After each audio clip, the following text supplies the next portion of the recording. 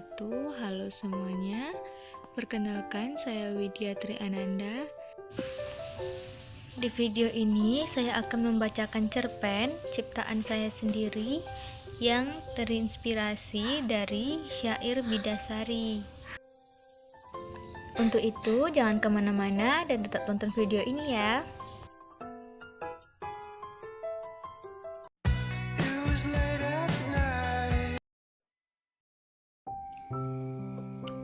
Tak selamanya pahit.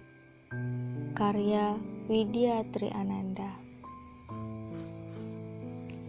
Siang yang terik dan matahari pun tiada henti menjilati bagian tubuhku yang tidak tertutupi oleh pakaian. Kendaraan pun terus berlalu lalang dan berhenti saat lampu lalu lintas mengeluarkan warna merahnya. Dengan badan yang kecil ini, aku tertatih-tatih ke sana kemari menawarkan barang jualanku. Aku seorang anak yang hidup sebatang kara berusia 9 tahun, yang seharusnya aku sekarang duduk di kelas 4 SD. Dan tidak ada satupun dari saudara yang peduli dengan diriku, karena perilaku ayahku yang tidak disukai oleh mereka. Awal mula kesengsaraanku di saat orang tuaku meninggal dunia. Aku harus bertahan hidup sendirian di daerah yang warganya kurang menyukaiku, bahkan tidak memerdulikan diriku. Aku mencari uang untuk makan dan juga berhenti sekolah semenjak itu.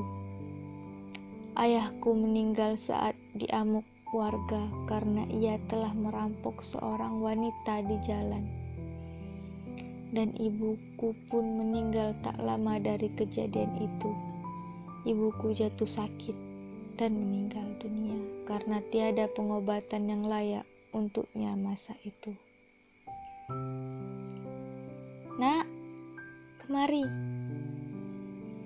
teriakan lembut seorang perempuan tua yang berada di dalam mobil Avanza hitam, dan aku pun bergegas ke arahnya. "Iya Bu, ada apa? Ibu mau membeli tisu?" ucapku menawarkan barang jualanku. "Iya, Ibu mau 1. Ini uangnya, dan simpan saja kembaliannya," jawab perempuan tua itu sambil mengeluarkan uang senilai 300.000 rupiah. Aku kaget dan berusaha untuk tidak mau menerima karena aku berdiri di sini untuk berjualan, bukan untuk mengemis atau meminta belas kasihan orang lain kepadaku. Tetapi orang tua itu memaksa dan aku pun menerima dan mengucapkan terima kasih sambil menundukkan kepalaku.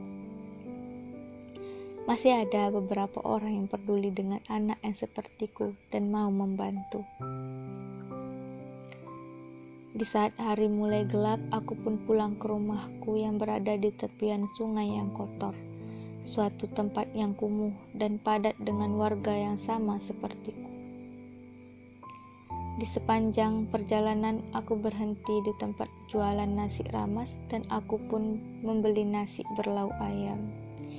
Biasanya aku membeli tempe tahu ataupun telur, tapi kali ini aku membeli ayam berkat perempuan tua tadi. Sesampainya aku di depan rumah, sudah ada sekitaran 10 orang berdiri di depan rumahku, dan aku pun bertanya, "Ada apa ya Bapak dan Ibu berdiri di depan rumah saya?" tanyaku kepada mereka. "Mana uangku?" tanya seorang wanita kepadaku, dia tetanggaku.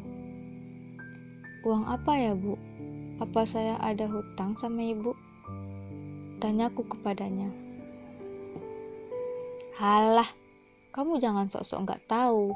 Kamu kan yang mencuri uangku di saat aku kerja. Tadi Pak Yanto lihat kamu nutup pintu rumahku. Kamu itu sama aja sama bapakmu. Kami sudah menebak itu dari dulu. Salahku lupa mengunci pintu tadi. Padahal aku sudah tahu kalau di sini ada calon pencuri," ucap wanita itu kepadaku dengan nada tinggi. Perkataannya sangat menyayat hatiku dan membuat aku bungkam. Dengan terbata-bata aku menjelaskan bahwa bukan aku yang mencuri. Namun tiada satupun dari mereka yang percaya walaupun sudah aku jelaskan bahwa aku menutup pintunya karena pintu terbuka dengan lebar. Jadi dengan berinisiatif aku menutupnya karena aku tahu pasti mereka pergi kerja dan lupa menutup pintu. Aku dikerumuni oleh orang-orang yang terus-menerus menuduhku mencuri. Mereka berniat membawaku ke rumah Pak RT karena aku dituduh mencuri uang tersebut. Namun tiba-tiba ada seseorang yang datang lalu berkata, "Kenapa ini? Ada masalah apa yang terjadi di sini?"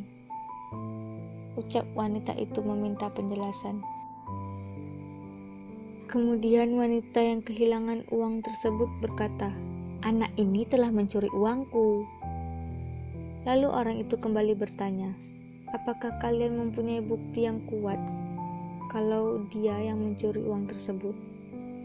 Orang-orang di situ pun terdiam. Betapa terkejutnya aku ketika melihat orang yang membelaku tersebut adalah ibu-ibu yang membeli tisuku dan memberikan uang lebih untukku. Ibu itu berjalan ke arahku dan kemudian memelukku sambil berkata, "Apa yang dikatakan oleh orang-orang ini tidak benar kan, Nak?" Kemudian aku pun menggeleng-gelengkan kepalaku sambil tertunduk.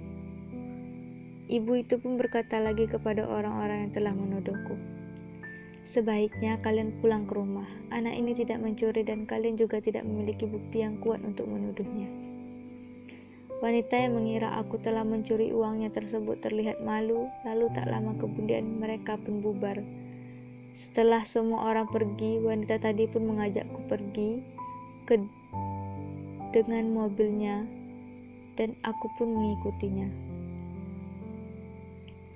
Kemudian kami berhenti di sebuah toko pakaian yang terkenal. Di perjalanan, ibu itu menceritakan kepadaku kalau ternyata ia mengikutiku dari sejak ia membeli tisuku. Ibu ini membelikanku pakaian-pakaian yang bagus. Aku sudah berusaha menolak, tetapi ibu itu tetap bersikeras membelikanku pakaian. Akhirnya setelah pulang dari toko pakaian tersebut, ibu itu menanyakan siapa nama dan di mana keluargaku. Aku pun menceritakan semuanya dan ibu itu pun menceritakan siapa namanya. Lalu kemudian ibu itu mengajakku untuk tinggal bersamanya di rumahnya. Awalnya aku malu-malu karena aku merasa tidak pantas untuk tinggal di rumahnya yang sangat mewah.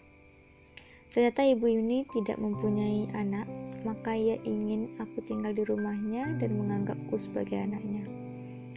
Ternyata ada hikmahnya dari dituduhnya aku mencuri uang wanita tadi, kataku di dalam hati sambil tersenyum bahagia. Di rumahnya aku tinggal bersama suaminya yang sudah kuanggap sebagai ayahku sendiri karena mereka memiliki sifat yang sangat baik kepadaku. Akhirnya aku pun hidup bahagia bersama keluarga baruku.